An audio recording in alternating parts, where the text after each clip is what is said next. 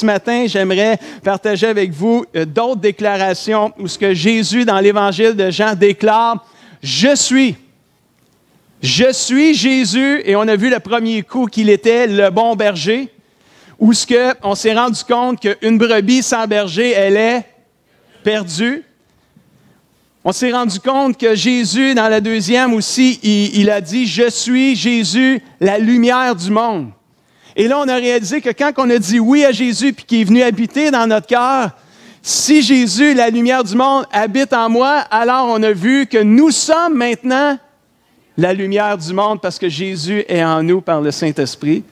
Et ce matin, en lisant Jean chapitre 15, verset 5, on va lire ceci. Jésus dit, « Je suis Jésus, la vigne. » Et vous êtes les branches. Dans une autre version, ça dit « Je suis le cep ». Mais moi, je n'aimais pas le cep, j'aimais mieux la vigne. Je suis la vigne, vous êtes les branches.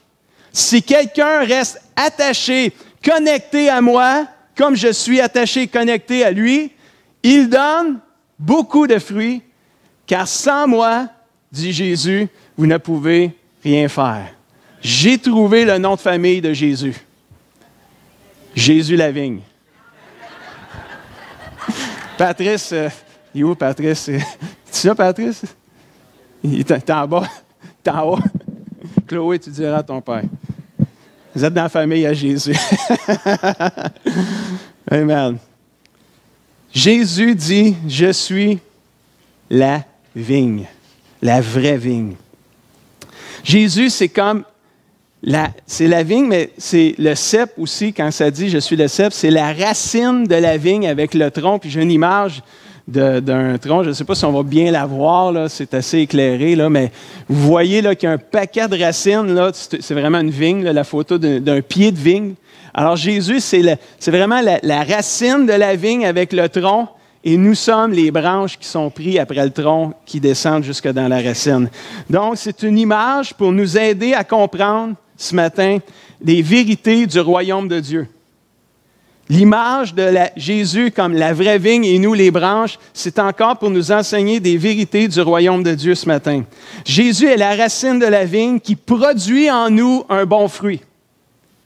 Quand nous restons attachés à Jésus, peu importe la saison difficile ou pas, Jésus va produire en nous le fruit de l'Esprit. Très intéressant. C'est important de comprendre que l'image de Jésus, la vraie vigne, avec nous les branches, il parle ici de la vie après avoir été sauvé. Après qu'on est sauvé, qu'on a dit « Jésus, tu habites dans mon cœur, tu m'as changé, je suis né de nouveau, je suis un enfant de Dieu », là, c'est comme l'image de la vigne avec la branche à rendre. Parce qu'un incroyant ne peut pas porter le fruit de l'Esprit. Et même un nouveau croyant ne porte pas automatiquement le fruit. C'est en restant attaché à Jésus que le nouveau croyant et les plus vieux croyants vont porter du fruit de l'Esprit qui vit en lui. Une chose est certaine, tu ne peux pas porter du fruit si tu n'es pas attaché et connecté à la racine et au tronc de la vigne qu'est Jésus-Christ. Ce qui confirme une fois de plus ce matin que sans Jésus, une personne est perdue ou morte, sans vie. On l'a vu avec la brebis puis le berger. Sans berger, la brebis est perdue.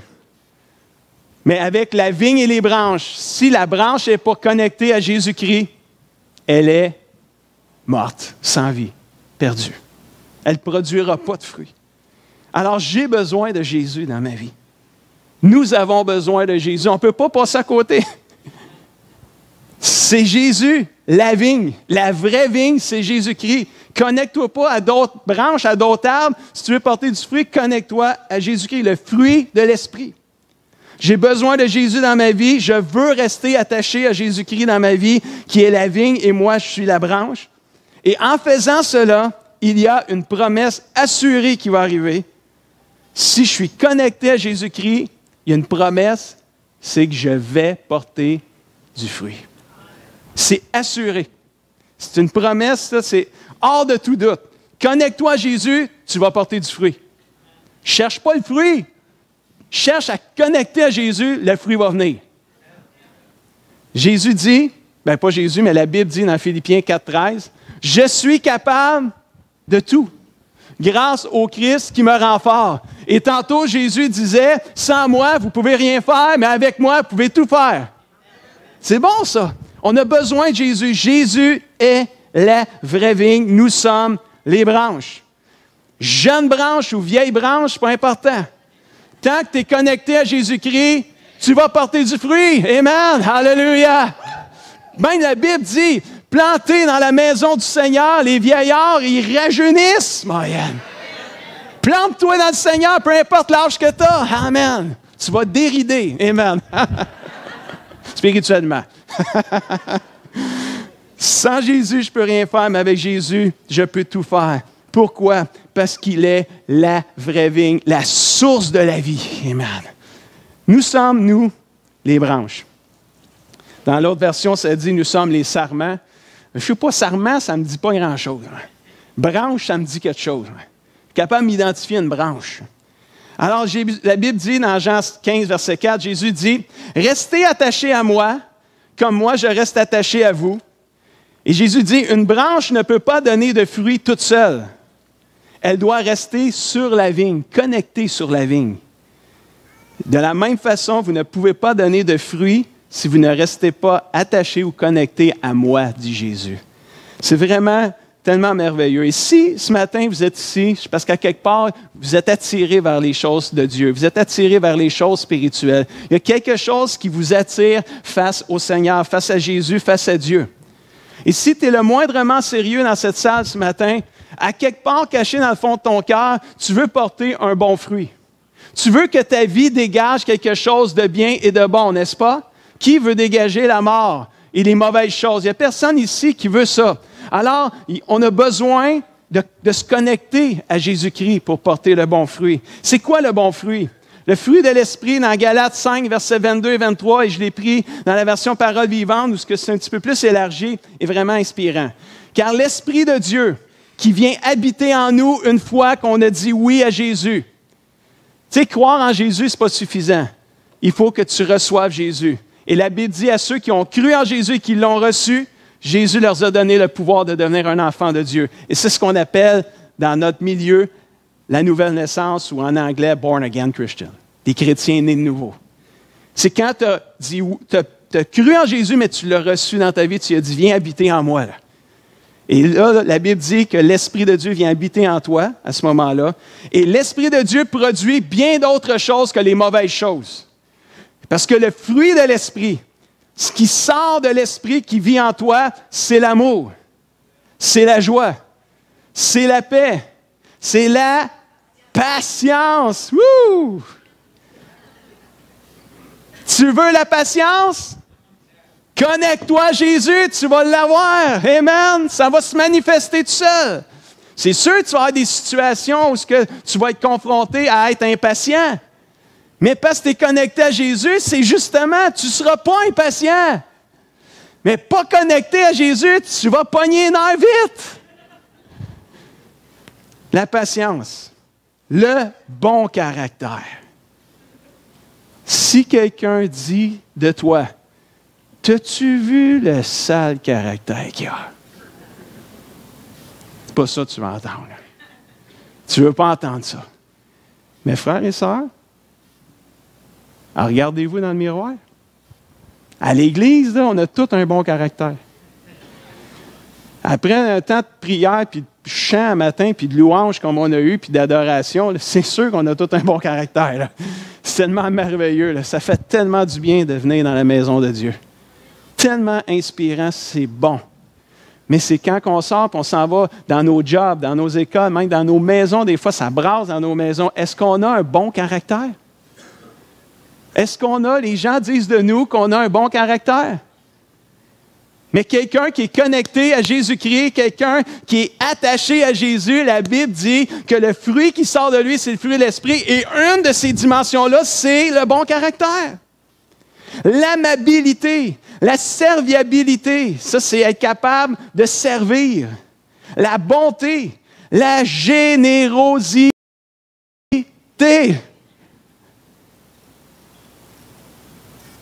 C'est bon, ça. Denise en a bien parlé ce matin. Connecté à Jésus, un des fruits qui sort, c'est la générosité. Honnêtement, là, un chrétien, c'est supposé d'être quelqu'un qui est généreux. Quelqu'un qui dit « je ne peux pas donner », comme chrétien, j'ai de la misère avec ça. J'ai de la misère avec ça.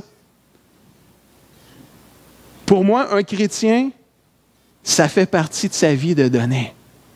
Tu ne peux peut-être pas donner ce que quelqu'un d'autre peut donner, mais tu peux donner quelque chose.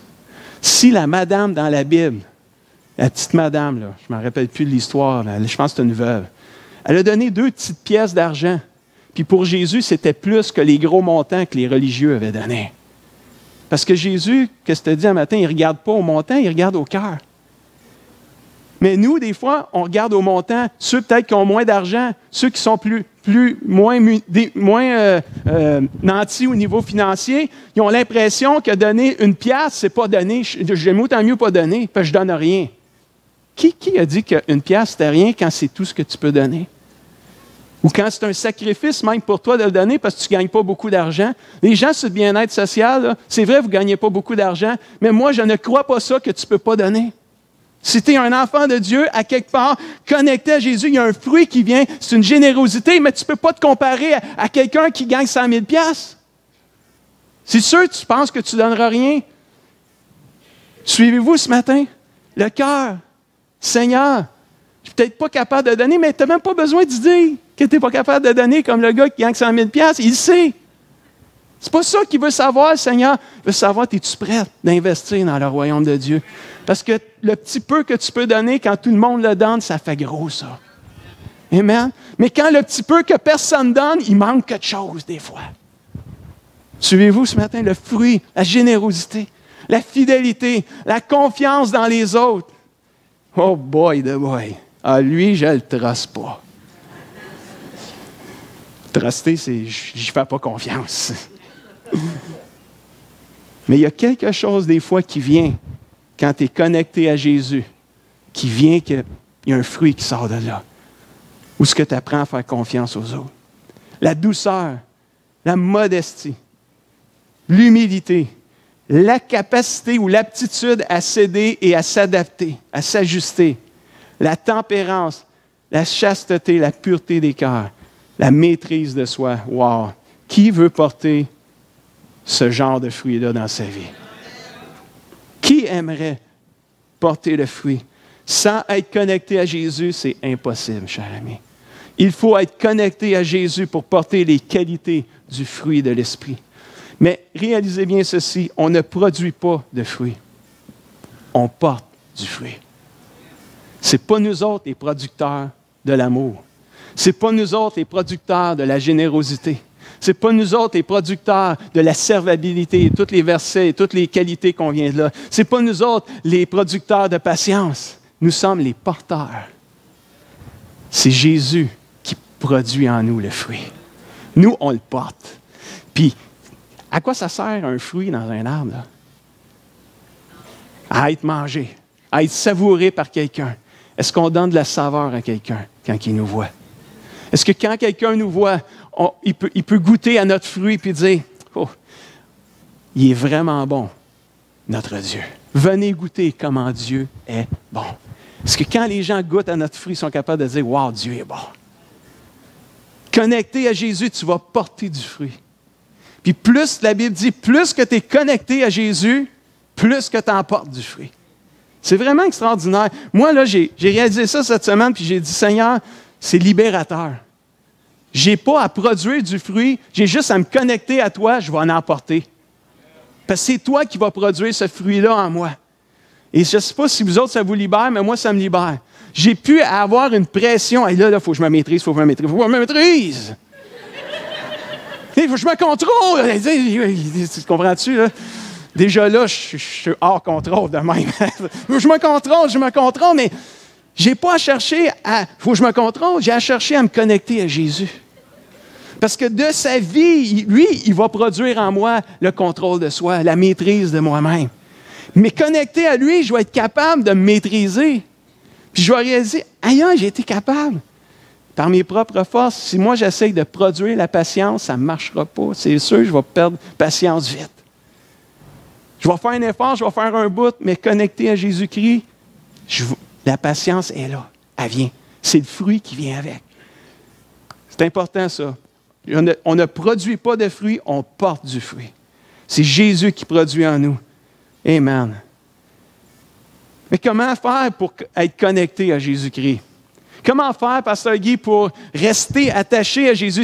Comment est-ce qu'on peut faire pour être connecté à Jésus-Christ? Bien, 3 conseils ce matin. Cultivez ou cultivons nos racines. Sans racines, il n'y a pas de fruits. Si Jésus est la racine de la vigne avec le tronc, puis je me connecte dessus, alors je dois cultiver ma relation avec Jésus-Christ. Et la vie chrétienne, pour ceux qui viennent pour les premières fois et qui sont en train de découvrir la vie chrétienne, ce n'est pas une religion. La vie chrétienne, c'est une relation personnelle avec Dieu, le Père, le Fils et le Saint-Esprit. C'est ça. Alors, si Jésus est la vraie vigne et moi, je suis la branche, alors je dois cultiver ma relation avec Jésus-Christ pour rester bien, bien, bien connecté au tronc qui descend jusque dans la racine. Alors, j'ai besoin de cultiver ma relation, car plus mes racines seront nourries, ou ma relation avec Jésus sera fortifiée et nourrie, plus je serai fort, plus je serai capable de traverser les moments de sécheresse qu'on appelle des épreuves dans la vie qui peuvent nous arriver. Wow! Intéressant. Comment cultiver? Toute une question qui en attire un autre. Hein? Comment rester attaché? C'est en cultivant nos racines. Mais on fait ça comment, là? Cultiver ma relation avec Jésus. Et il y a plein de façons de le faire. Juste ce matin, le temps dans les chants, la louange, l'adoration, tu ne peux pas avoir plus connecteur que ça. Là. Ça connecte. Ça attache quelqu'un. Là. Ça attache quelqu'un. Quand tu commences à adorer Dieu, quand tu commences à dire, Dieu, tu t'as souffert pour moi. Jésus, je te suivrai. Je veux t'aimer, Seigneur. Jésus, tu es merveilleux, tu es grand, tu es puissant, Seigneur. À toi la gloire. Tu commences à donner gloire à Dieu. Là, écoute, il y a quelque chose qui te connecte avec Jésus. Là.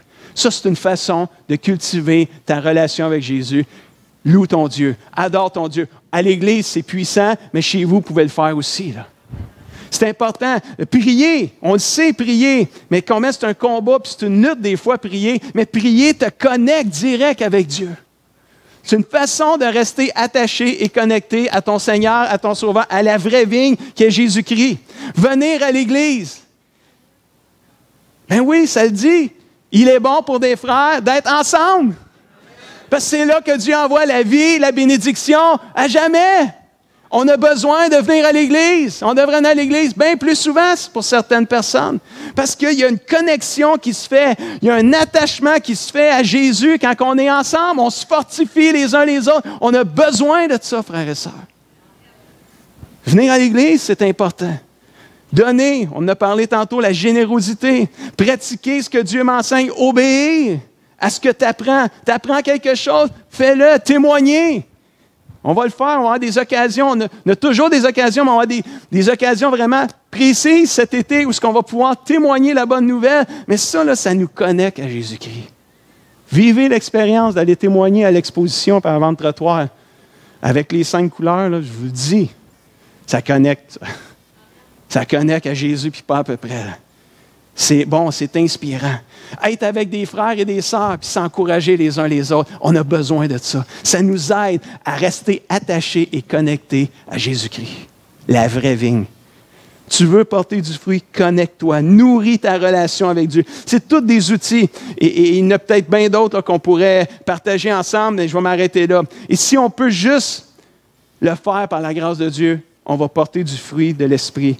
Mais des fois, ça demande des efforts et de la discipline. Tu dis, ouais, mais moi, pasteur, la misère avec toutes ces affaires-là.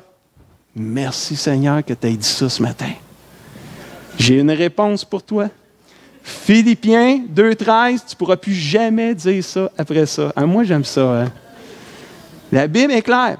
Tu apprends de quoi de la Bible, mais là, en pratique, tu vas porter du fruit. C'est une façon de rester attaché. Parce que Jésus dit, si vous restez attachés à moi et que mes paroles demeurent en vous, Demandez ce que vous voudrez et vous allez l'avoir.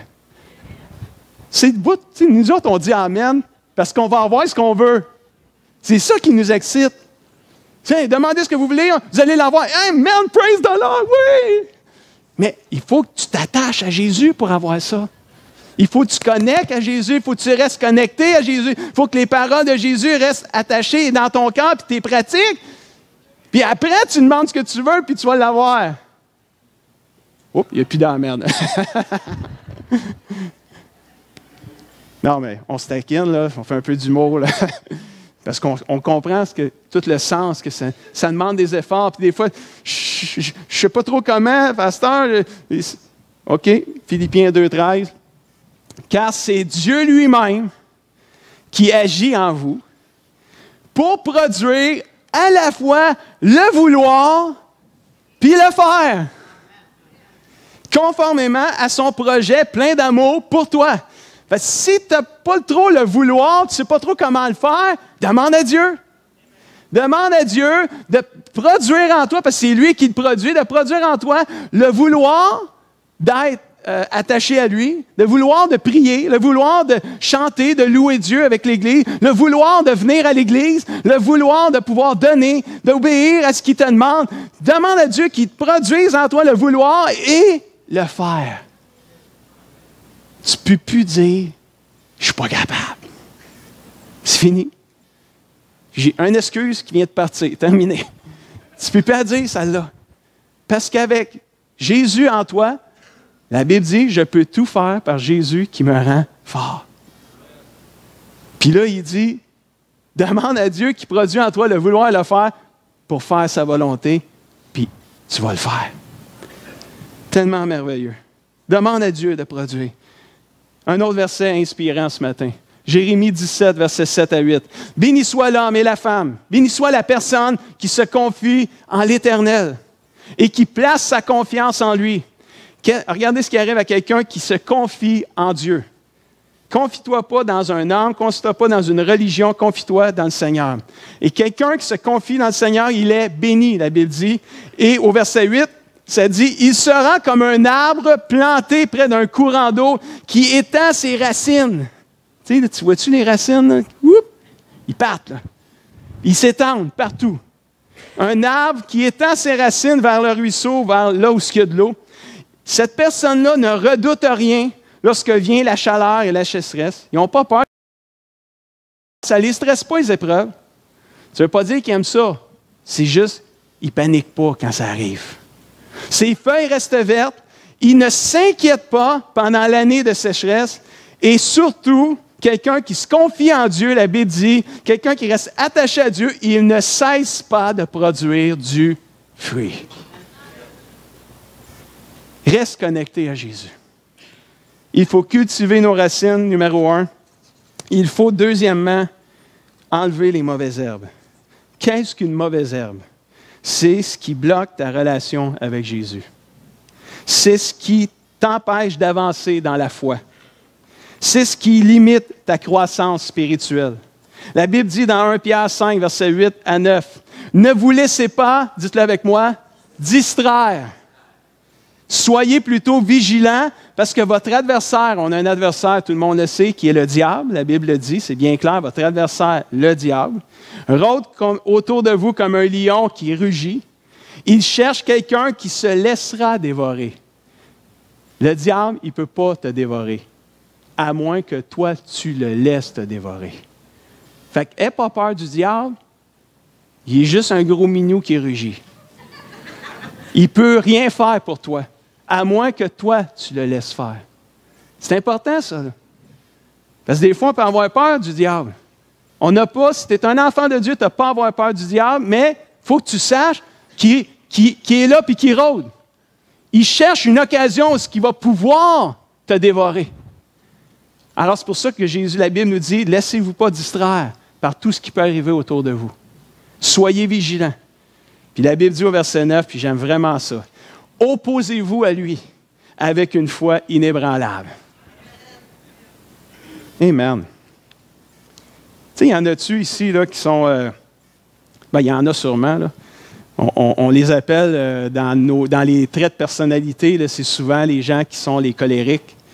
Tu sais, des gens là, ils arrivent de quoi, puis ils sont là, puis ils sont prêts à défendre, là, puis à sauter sur quelqu'un, là, puis on ne touche pas à mon enfant parce que, oh! Puis là, tu sais, c'est comme, là, tu es prête, là, à t'opposer et à t'attaquer. Mais prends là, ça, là, pour le diable. Prends cette fougue-là que tu as là, pour défendre, là, oppose-toi au diable avec ce genre de fougue-là. Là. Laisse-toi pas dévorer par le diable. Toi, oppose-toi à lui avec une foi inébranlable. Amen. Les distractions peuvent nous éloigner, peuvent être des mauvaises herbes qui bloquent notre relation avec Jésus. Combien d'efforts faut-il pour que les mauvaises herbes poussent? 0 plus 0 égale 0. C'est incroyable. Tu plantes un jardin, puis tu plantes des carottes, puis tu ramasses de la mauvaise herbe. Essaye de comprendre. Tu ne plantes pas de mauvaises herbes, mais il y en a partout. Là, tu te dis, je vais les enlever, je n'aurais pu. Tu les enlèves toutes, tu regardes, tu prends même des photos, tu les mets sur Facebook, puis tu te dis, j'ai enlevé toutes mes mauvaises herbes.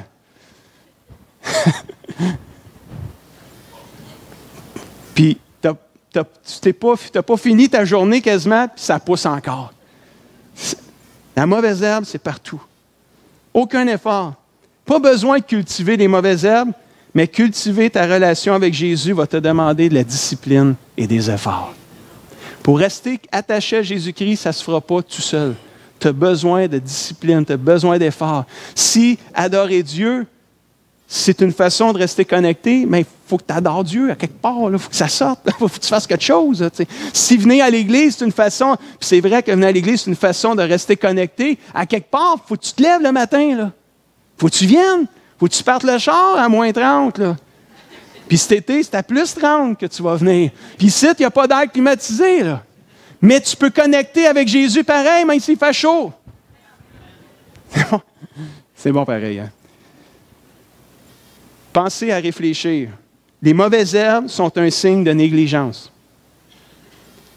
J'ai trouvé que quand je néglige ma relation avec Jésus, quand je néglige de faire ces petites choses-là que j'ai partagées, prier, lire ma Bible, aller à l'Église, quand je commence à négliger ça, moi je me suis rendu compte que quand je fais ça, quand je commence à moins parler avec ma femme, avec mes enfants, quand un moment donné, quelqu'un, je m'aperçois que les mauvaises herbes commencent à pousser autour de moi et à paralyser ma connexion avec Jésus. Je me suis rendu compte de ça, moi, pour moi. J'ai besoin d'enlever la mauvaise herbe qui me déconnecte de mon Jésus. J'ai besoin de ça. Cultivons nos racines, enlevons la mauvaise herbe. Troisième et dernier point ce matin, coopérons ou coopérer avec Dieu pour ce qu'on appelle dans le langage des vignes et des branches, on appelle ça coopérer avec Dieu pour l'émondage. Jean 15, versets 1 à 2. La vraie vigne, dit Jésus, c'est moi. Mon Père, c'est le vigneron, c'est-à-dire le propriétaire de la vigne.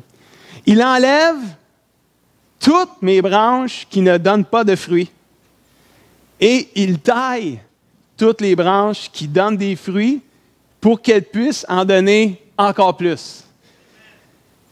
Oui, il faut dire amen à ça, mais il y a quelque chose quand même de dire amen à ça. Là. Moi, j'ai compris quand j'ai lu ça, là, avec le français que je connais, là,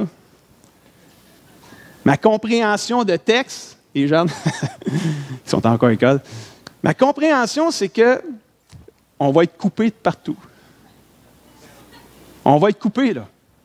On ne passe pas à côté de ça, là. On ne passe pas à côté de l'émondage. L'émondage, c'est pas seulement d'enlever les branches mortes, c'est aussi tailler les branches qui sont vivantes pour qu'elles puissent donner encore plus de fruits. Moi, j'appelle l'émondage, je la vois comme aussi des fois la correction. Se faire corriger, là, ça fait mal. C'est humiliant. Tu sais, mais, hey boy, quand tu la reçois puis tu l'acceptes, la correction, là, boy, que tu grandis. Fait que si tu grandis, tu portes plus de fruits qu'avant. Mais si tu ne veux pas la recevoir, la correction, si tu ne veux pas la recevoir, l'émondage, tu vas arrêter de porter du fruit. Puis si tu arrêtes de porter du fruit, qu'est-ce qu'ils font avec la branche qui ne porte pas de fruit? Ils la coupent! Fait qu'ils vont te couper partout. Tu ne passes pas à côté de ça. Tu es sûr d'être coupé. Fait que tu es aussi bien d'être coupé pour porter plus de fruits. Accepte des fois la correction. Accepte une réprimande qui arrive du Seigneur, peut-être par un autre, mais c'est peut-être Dieu qui permet que l'autre te réprimande pour que tu sois juste meilleur. Une correction, c'est pour nous rendre meilleurs, c'est pas pour nous rendre pires. Accepte-la parce que d'une manière ou d'une autre, si tu ne portes pas de fruits, tu vas être coupé. Accepte les petites coupures, les petits taillages qui vont faire de toi un chrétien qui va porter encore plus de fruits. J'ai tellement eu de situations où j'ai été repris dans ma vie que ça a changé ma vie. Je me souviens d'un coup, là, je commençais à sortir avec Lynn. On recule la cassette, là, ça fait longtemps. Là.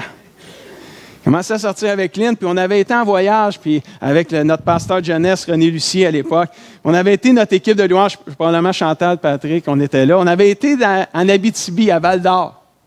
On avait fait là, une grosse fin de semaine. Puis là, je venais de sortir. Tu sais, je commençais à sortir avec Lynn, tu sais, puis elle n'était pas là, elle n'était pas avec nous autres.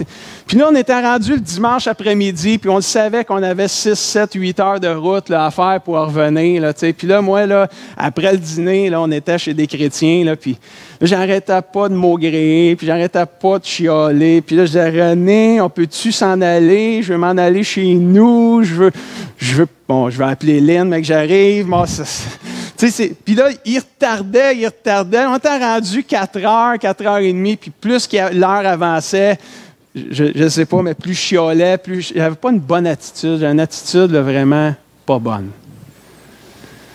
Ça a passé de même. On arrive le vendredi à Jeunesse. On va voir René dans son bureau.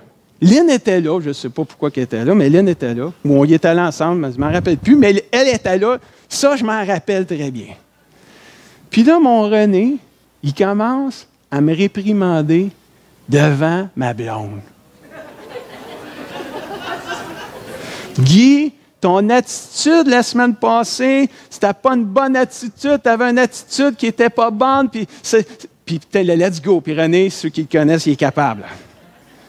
Mais moi qui me réprimande, je suis capable d'accepter, mais devant Lynn, là, wow.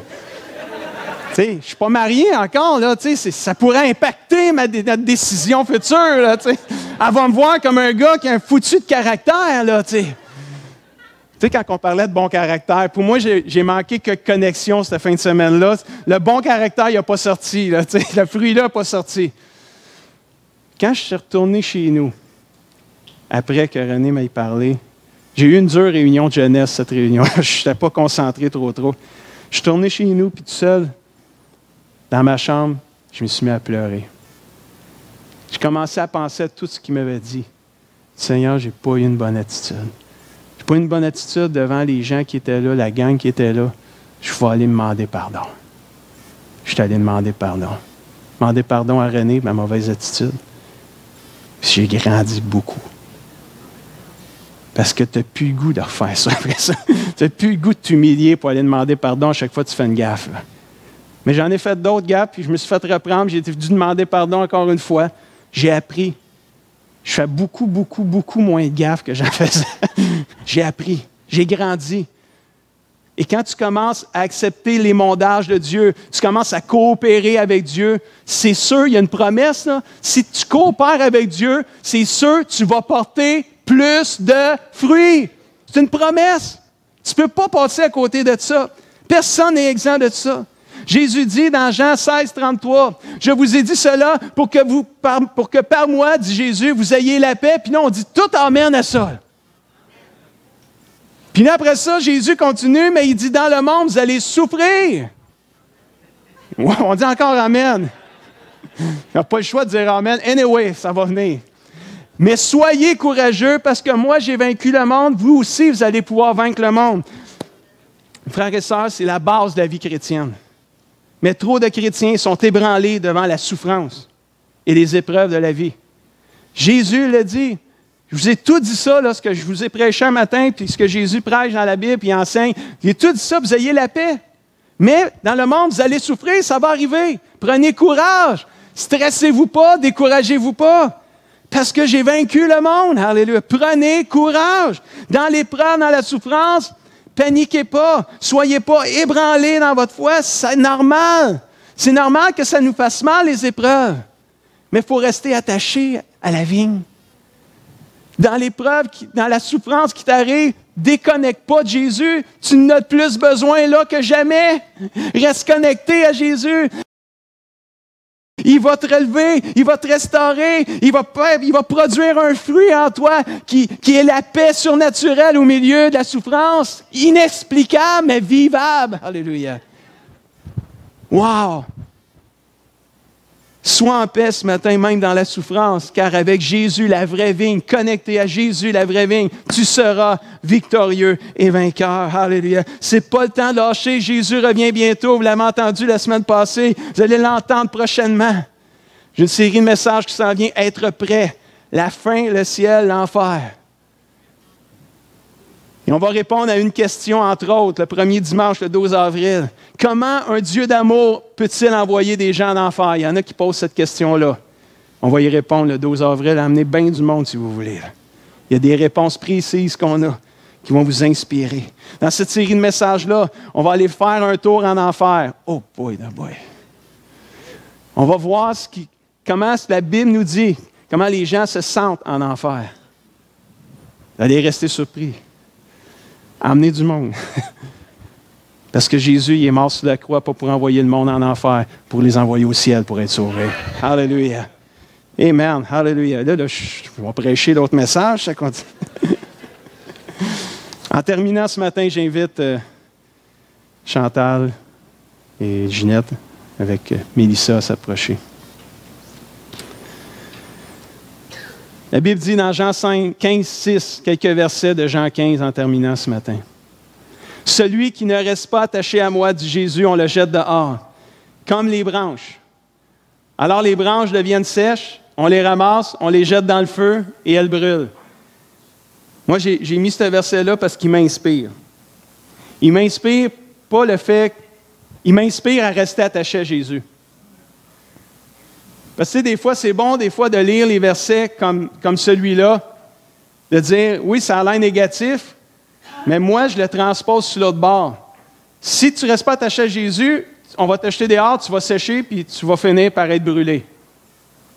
C'est une autre image de tu sais, qu'on pourrait dire, finalement, tu n'es pas attaché à Jésus, tu vas être perdu, puis au jour du jugement, tu vas être jeté dans le lac de feu, tu vas brûler. C'est cru de même, là, mais c'est quand même une réalité. Là. Et moi, je le partage parce que c'est Jésus qui le dit. Mais il dit, si vous restez attachés à moi, au verset 7, si mes paroles restent en vous et demeurent en vous, demandez ce que vous voulez, puis vous allez l'avoir. Moi, je veux vous stimuler à vous attacher à Jésus ce matin. Le prix à payer, je crois qu'il est moins élevé de s'attacher à Jésus que de rejeter Jésus puis passer une éternité sans lui. Le prix à payer, il est moins élevé de dire oui à Jésus, maintenant. Parce que le prix à payer va être beaucoup plus élevé plus tard. Puis, no turning back plus tard. Tu ne peux pas revenir en arrière après.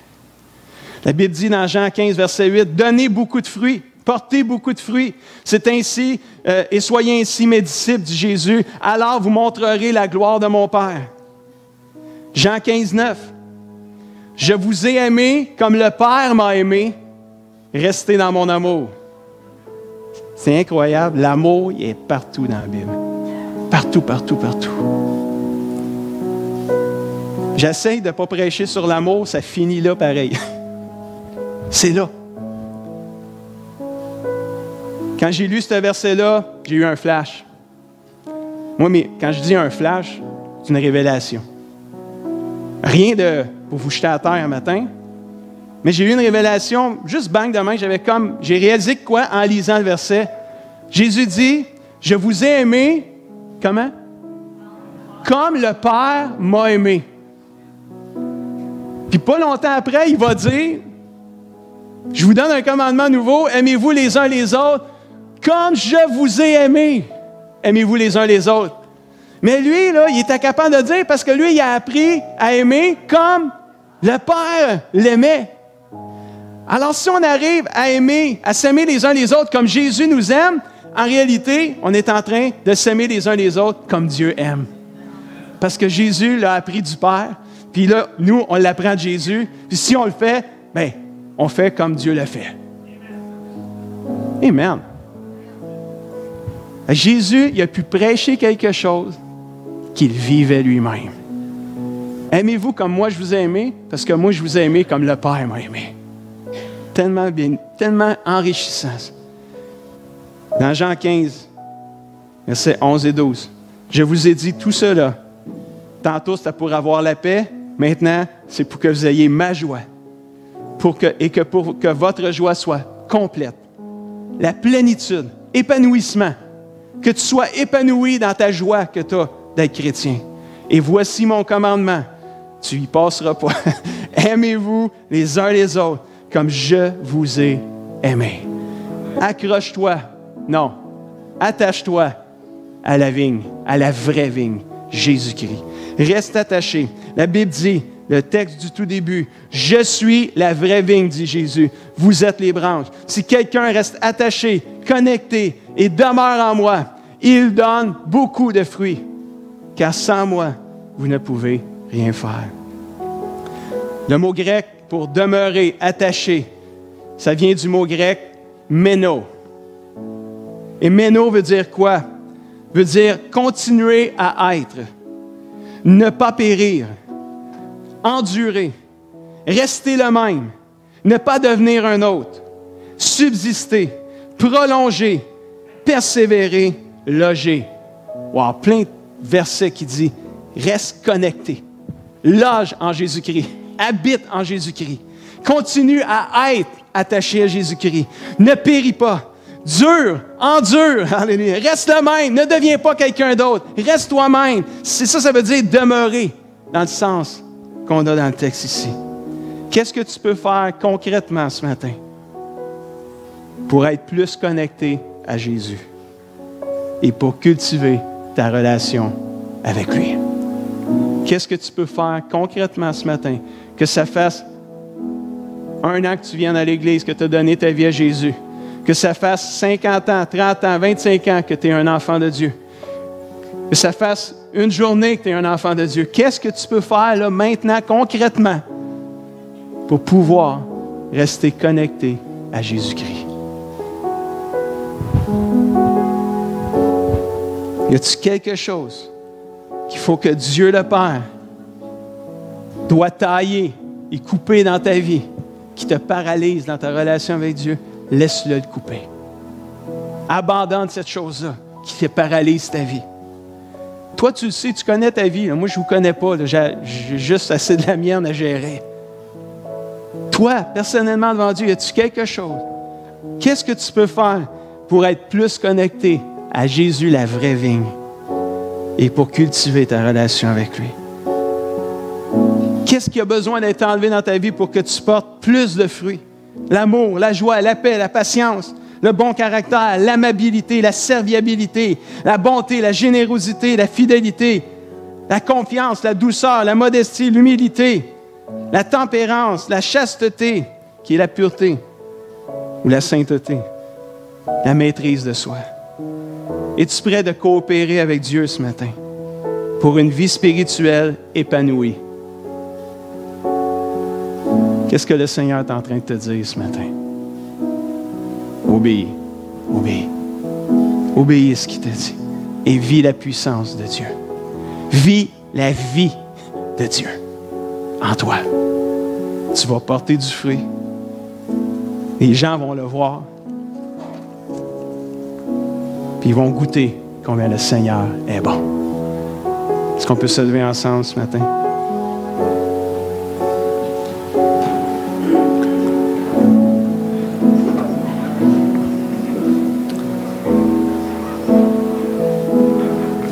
Amen.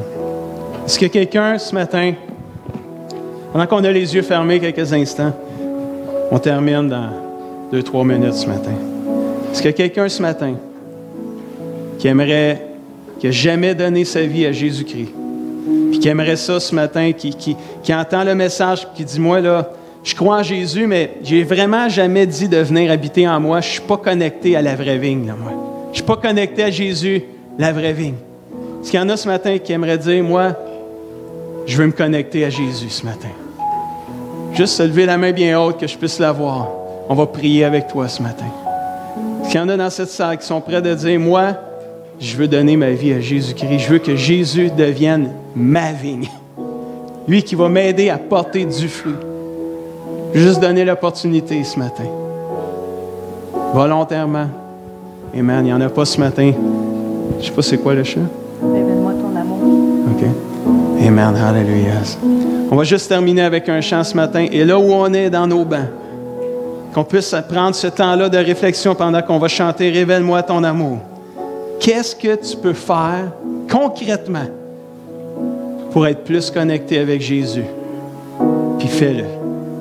Fais-le et tu vas porter du fruit, c'est assuré. Parce que connecté à Jésus, tu portes du fruit. Amen?